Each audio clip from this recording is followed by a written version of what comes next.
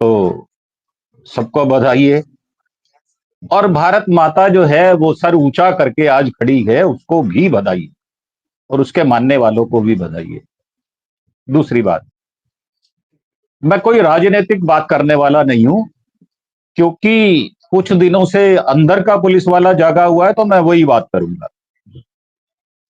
Sir, जिसको दंड देने में हाथ कांपते हों, वो कभी भी अपने छात्र को ठीक नहीं कर पाता, या अपने दुश्मन को ठीक नहीं कर पाता।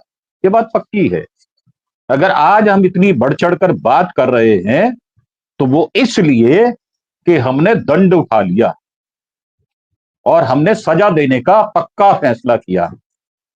और पहली सजा 9 केंद्र उनके तहस नहस करने के बाद दी। उसमें 100 सवा 100 आतंकवादी मारे गए। और ये कह देना कि पहलगाम का बदला बराबर हो गया, मैं नहीं समझता। मैं इसको ऐसा भी नहीं समझता कि वो 10% बराबर हो गया, बिल्कुल नहीं। और ये कहना कि जो हमारा दुश्मन है उसके साथ कोई खड़ा है, वो हमारा दोस्त हो जाएगा, मैं उस बात को भी मानने के लिए तैयार नहीं। जैसे रात को 8 बजे, हालांकि 5 बजे जब ये फैसला आया भारत सरकार का, तो 5:30 बजे के बाद आया, मैंने तभी परिवार में डिस्कस किया और सब एक मत थे कि पाकिस्तान मानने वाला है नहीं।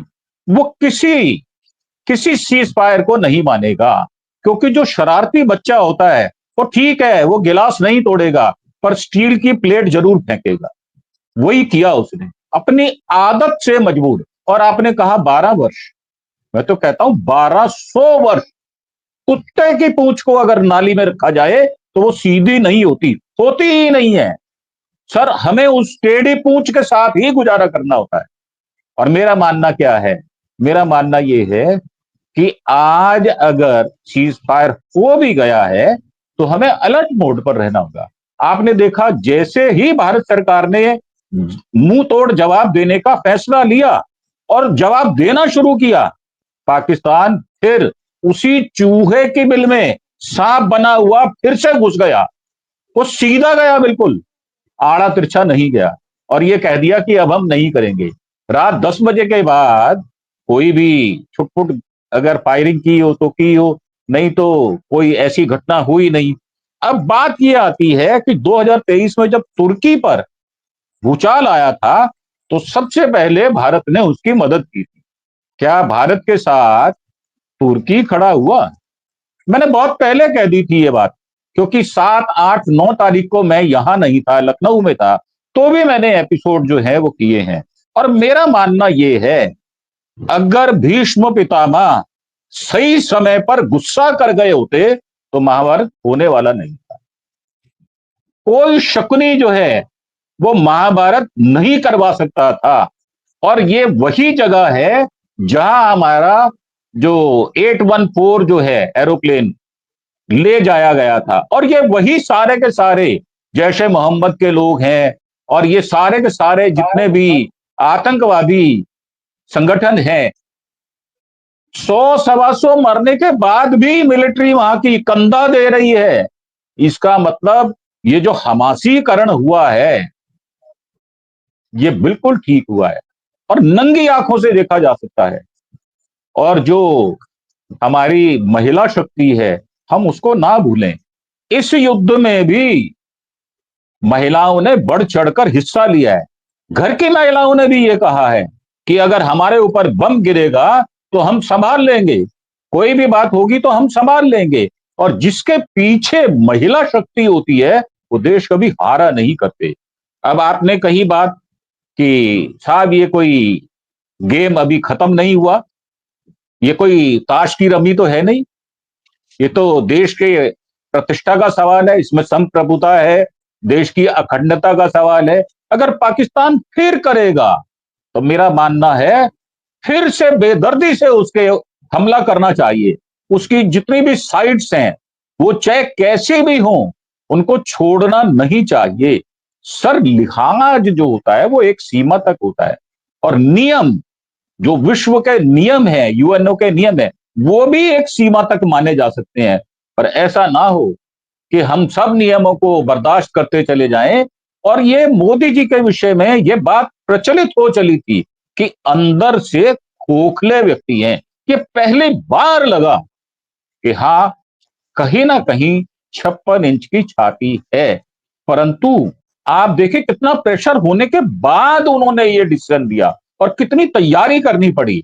मेरा सिर्फ इतना ही कहना है कि बिगुल बज रहा आजादी का गगन गूंजता नारों से, मिला रही आजाद आज हिंद की मीठी नजर सितारों से। एक बात कहनी है लेकिन आज देश के प्यारों से, जान से नेताओं से, फौज की खड़ी कतारों से, कहनी है हम एक बात देश के पहरेदारों से, संभल के रहना अपने घर में छिपे हुए गद्दारों से। अब ये जी। गद्दार की श्रेणी में कौन कौन है? सबसे पहले तो गोदी मीडिया है, जो इस्लामाबाद पे झंडा लहरा देता है, बहुत कुछ करता है। जितना उसने नुकसान किया उतना ही सोशल मीडिया ने भारत सरकार को मजबूती दी। हालांकि 3 चैनल हमारे बंद कर दिए गए। काश अगर अगर वो मार्केट में होते और वो अपनी डिबेट्स कर रहे होते तो लोगों को अच्छे संदेश जाते। इस तरह के संदेश ना जाते कि साहब हमने तो लाहौर फतेह कर लिया, हमारे टैंक वहां तक पहुंच गए। और ये कहना कि पाकिस्तान जो है वो परमाणु शक्ति से ओतप्रोत है, तो भारत कम नहीं है। पाकिस्तान के पास जितने भी इंस्ट्रूमेंट हैं, मेरा कहना है कि वो समय पर चलने वाले नहीं है, क्योंकि चलाने वाले इतने मजबूत नहीं है। पाकिस्तान डिस्ट्रक्शन करने में तो आगे है, जहां कंस्ट्रक्शन की बात आएगी तो पाकिस्तान के पास सेना में इतना साहस नहीं है। इंस्ट्रूमेंट फौजी चलाता है, इंस्ट्रूमेंट कैसा भी हो। आप निर्मल सिंह सैखों को याद करें, अब्दुल हमीद को याद करें, कौन लोग थे वो? क्या उनके पास इतने अच्छे इंस्ट्रूमेंट थे? मुझे तो लगता है कि नहीं थे। परंतु उनका साहस, उनका बल, और जो हमारी विधवा हुई बेटियां और बहनें हैं, ये उनकी भी इसके अंदर उनका स्वयं का भी बलिदान शामिल है, हमें भूलना नहीं चाहिए। और सबसे बड़ी बात यह कि आज अगर हमने मान भी लिया कि ट्रंप साहब ने बीच में आकर इस लड़ाई को रुकवाने का, कुछ देर रुकने वाली है ये, कुछ देर रोक भी दिया, तो हमें अपने आप को दोबारा से एनर्जाइज करना चाहिए, साहस जुटाना चाहिए, एनालिसिस करना चाहिए, दोबारा से अपनी ताकत को बटोर कर। हम बॉर्डर के ऊपर बैठे हैं, हम मुस्तैद होकर बैठे, लड़ाई दोबारा हो तो अब की बार अंतिम बार, मेरा यही कहना है।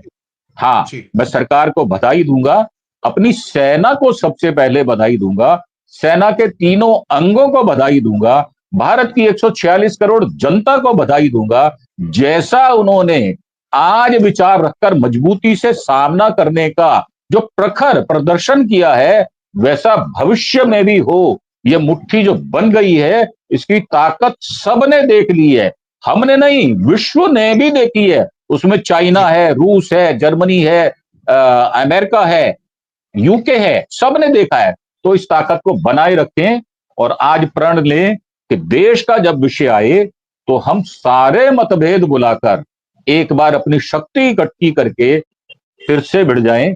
हम किसी का